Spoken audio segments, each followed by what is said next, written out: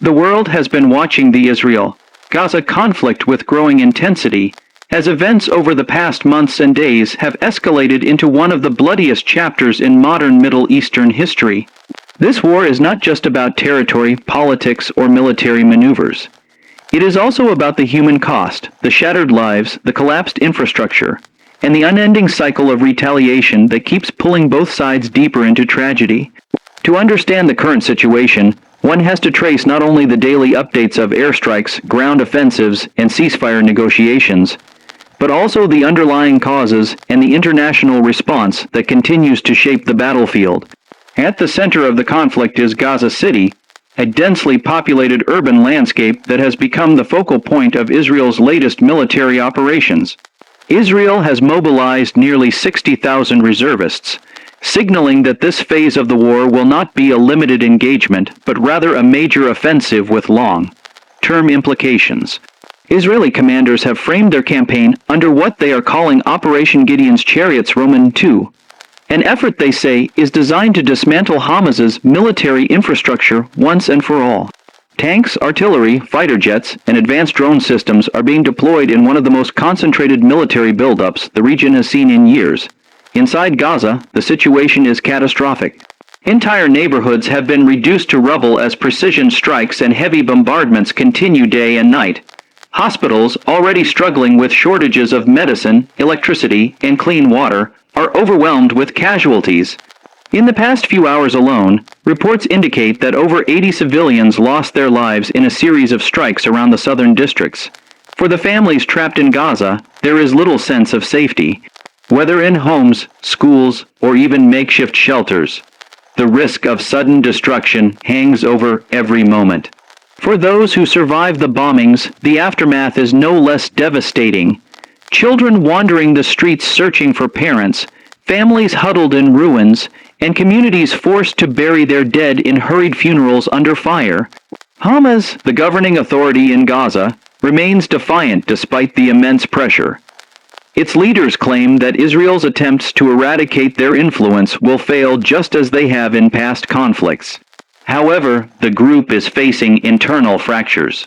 After immense pressure from Arab nations including Egypt, Qatar, and Jordan, Hamas has indicated a willingness to consider a 60-day ceasefire, a deal that includes the release of hostages in exchange for humanitarian relief and a temporary halt to the Israeli advance.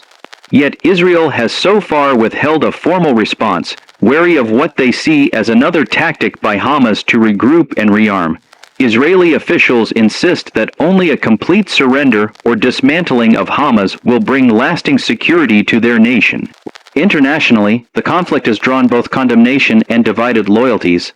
The United Nations has issued urgent calls for restraint, with Secretary-General Antonio Guterres warning that the humanitarian toll in Gaza has reached levels unseen in decades.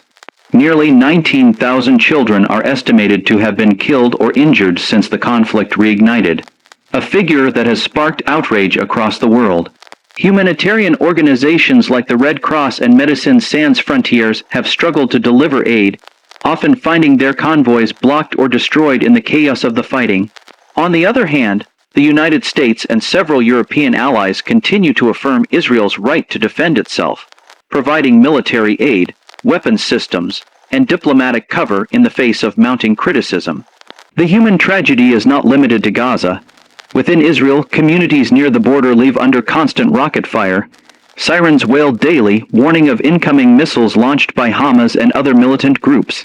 While Israel's Iron Dome defense system intercepts many of these rockets, some still find their targets, causing destruction and fear among civilians. Thousands of Israelis have been displaced from their homes, seeking refuge in safer regions of the country. The psychological toll of living under such relentless threat cannot be overstated. As children grow up associating the sound of alarms with survival, instincts and adults remain in a state of perpetual anxiety about what tomorrow may bring.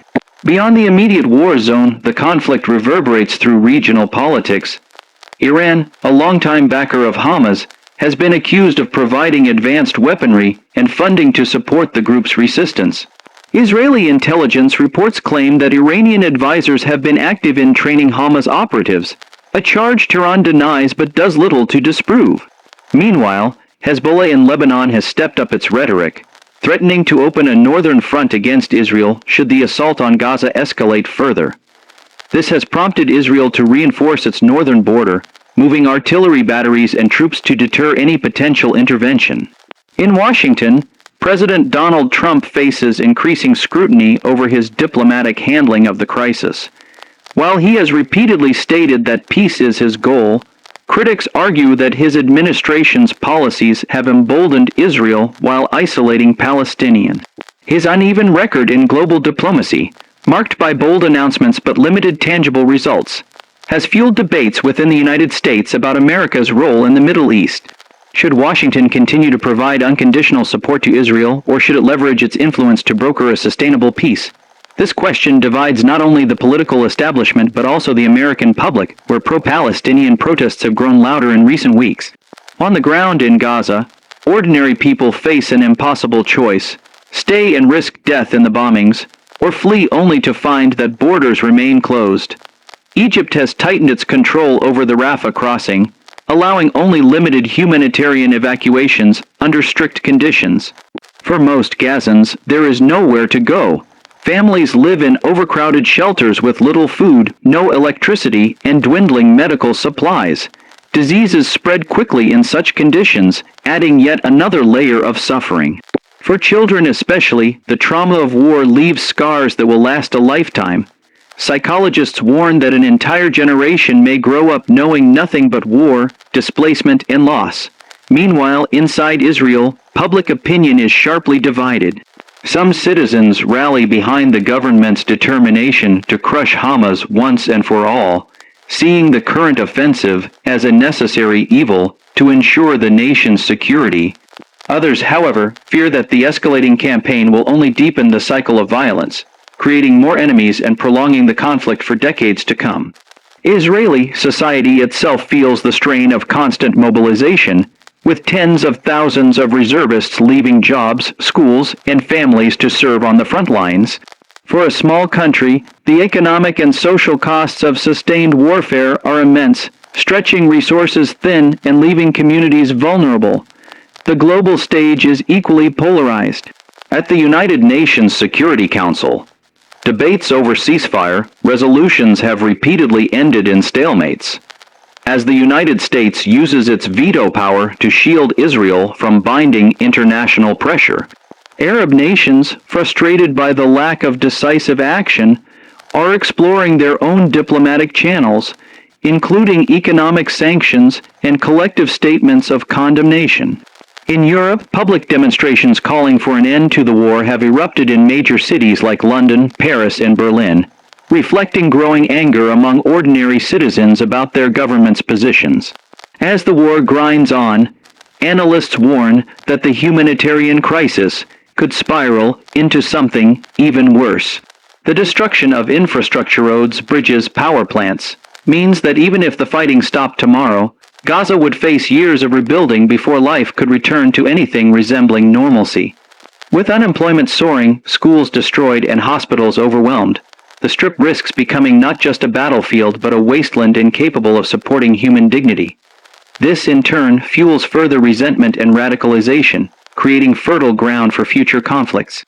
Every hour brings new reports of casualties, new images of destruction, and new pleas for intervention. Yet the world has grown accustomed to the cycle. Violence erupts, international outrage follows, a fragile ceasefire is negotiated, and then, inevitably, fighting resumes. For those living in the region, this cycle is not just a political abstraction but a lived reality of fear, grief, and survival. The question that hangs over every conversation is simple: how long can this go on?